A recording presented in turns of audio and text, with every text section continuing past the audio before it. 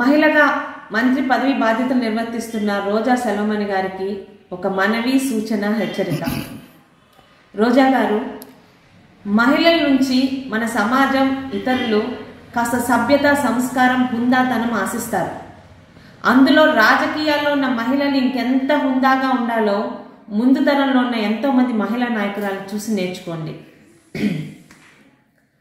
ఈరోజు తెలుగుదేశం గురించి, తెలుగుదేశం నాయకుల గురించి మీరు మాట్లాడే మాటలు, మీ హావభావాలు చాలా నీచంగా ఉంటున్నాయి.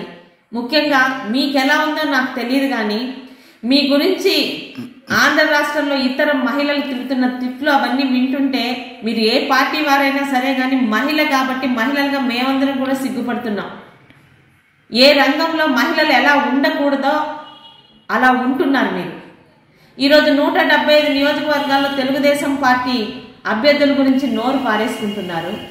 దయచేసి ఒక్కటి ముందు గమనించుకోండి. మీకు కానీ మీలాగా తెలుగుదేశం పార్టీ మీద నోరు పారేసుకుంటున్న వాళ్ళు జగన్ రెడ్డి ప్రాపకం కోసం రేపుదే మీకు అసలు టికెట్లు వస్తాయో లేదో తెలియదు కాబట్టి నోరు పారేసుకుంటేనైనా జగన్ రెడ్డి టికెట్లు ఇస్తారని ఒక నీచమైన ఆలోచనతో నోరు పారేసుకుంటున్నారు. ఎప్పుడు ఎన్నికలు వచ్చినా 175 నియోజకవర్గాల్లో గెలుపుని సాధించే అభ్యర్థులతో రెడీగా ఉన్నది తెలుగుదేశం పార్టీ.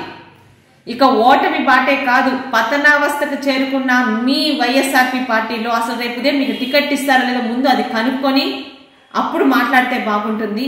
దయచేసి నోరుని అదుపులో పెట్టుకుంటే మహిళగా అయినా ఆ కొంచెం గౌరవమైనా మీరు నిలుచుకుంటారని ఆశిస్తూ మీ తోటి మహిళగా ఉంటున్న మీ సోదరి గౌతు శిరీష.